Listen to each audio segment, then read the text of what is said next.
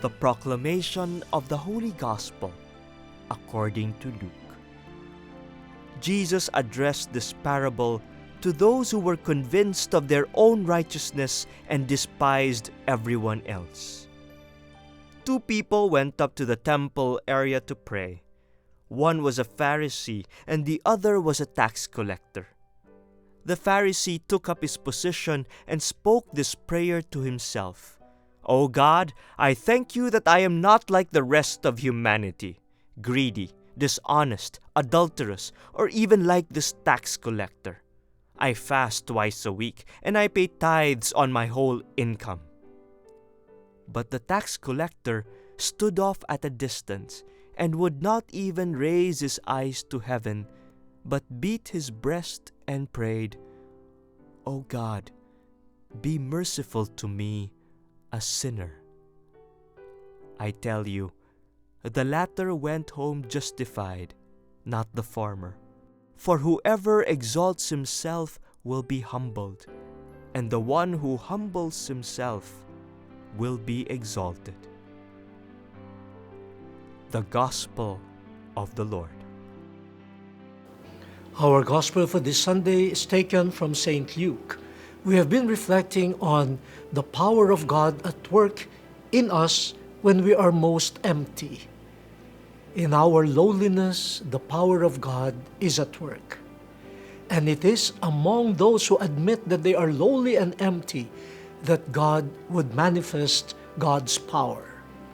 In the first reading from Sirach, we see these poor people, materially poor, the orphans, the widows, and the lowly sinners, all of them at very low points in their lives. But it is in their prayer that God will manifest to the peoples God's might, God's justice. Yes, it is this contrast that makes us wonder, wow, the way the world considers power is quite different from the way God considers power. And this is affirmed in the second reading. St. Paul, in his missionary life and journey, has experienced so many low points, rendering him really empty and helpless. Even in his trial, he said, he was left alone by friends, just like Jesus. And now, in prison, his life was ending, the time of disillusion. But it is in this moment when he claims it is God who gives strength. It is God who has given him the energy to run the race, to fight the good fight, and to keep the faith. The strength of the missionary does not come from him. In fact, the power of God came to his mission when he was low and weak. This is affirmed again in the Gospel. In the context of prayer, Jesus teaches us through a parable how self-righteousness and how emptiness before God would spell out the difference. The action of God called justification, the power of God that will make someone just. How does that operate?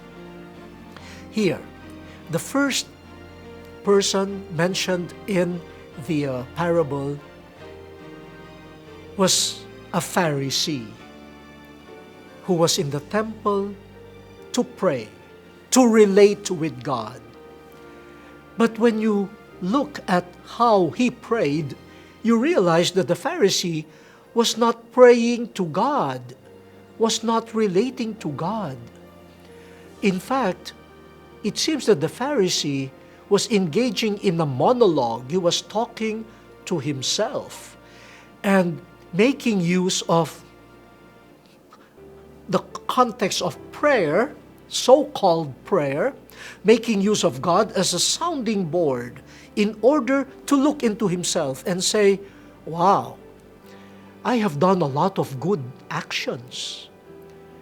And wow, I observe religious customs.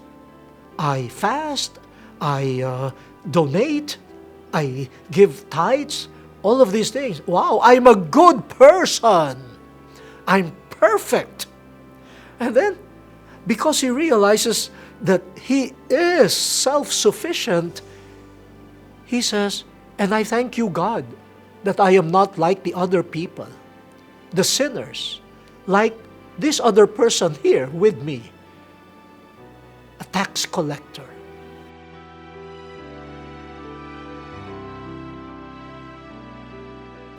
Look at this.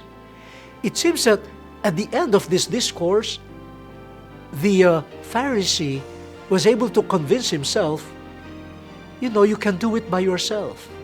You can be good on your own terms. You do good actions, well, you're doing well. You're doing well. And you can be separated from the rest of humanity. They are poor, poor, lowly sinners, but you are a cut above them. You are unique. You don't need God. You can do it by yourself. And he could face God with his head up high. He could pierce the heavens with his stare and say, look, you can look at me, God, and I can prove to you I am worth it. I am worth heaven. But the other person, the tax collector, distanced himself. He was at the back. He could not even lift his eyes to the heavens. He knew he could not look at God. He does not deserve to see God. And with a gesture of penance, realizing his emptiness, he just said, have mercy on me. And according to Jesus, this person, this tax collector, this publican, who approached God empty, this person went home justified. Meaning, the power of God to make sinners just, the power of God, the mercy of God that could transform a soul into someone worthy of God, that power of God will work only in the emptied, the poor, and the lowly. For it is in emptiness that someone allows God the space to work. But the self-righteous does not have any space for God, and later on, no space for compassion towards neighbors. My dear brothers and sisters, like St. Paul, we have to work. Like St. Paul, we have to be zealous in ministry, but realizing that we are lowly, sinful human beings. And our role is to allow God's power to work in our humble condition. We just rejoiced at the canonization of Mother Teresa of Calcutta, a simple, humble servant of God. When I was a seminarian, I had the opportunity to listen to her, to see her when she visited the Philippines and had an audience with the seminarians of the Metro Manila area. I remember distinctly, she was asked, how could your ministry to the poor solve the problems of poverty?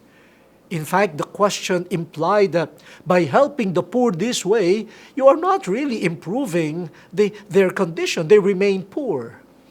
And Mother Teresa said, I had no ambitions of solving all the problems.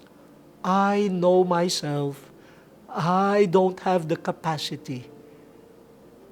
But in my helplessness, I just want to give every poor person the experience of being loved, of their being a dignified human being.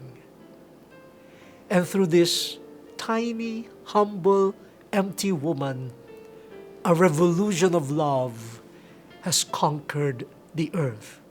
But Mother Teresa will say, it's not my power. It is the power of God at work when someone is lowly and humble. The word has been exposed. Let us now fulfill it.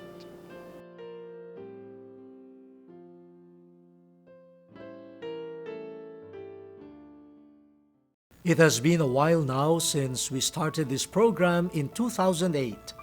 From day one, you have been with us, our dear friends, assisting us with open hands. We are inviting you once again to be our partners in this ministry. Following the mandate of the Lord to bring the good news to all, we can continue to broadcast and reach more people with your support, bringing the good news to them through television and the internet. Friends, your offering would be very much appreciated. Thank you. May the Lord reward you 100-fold.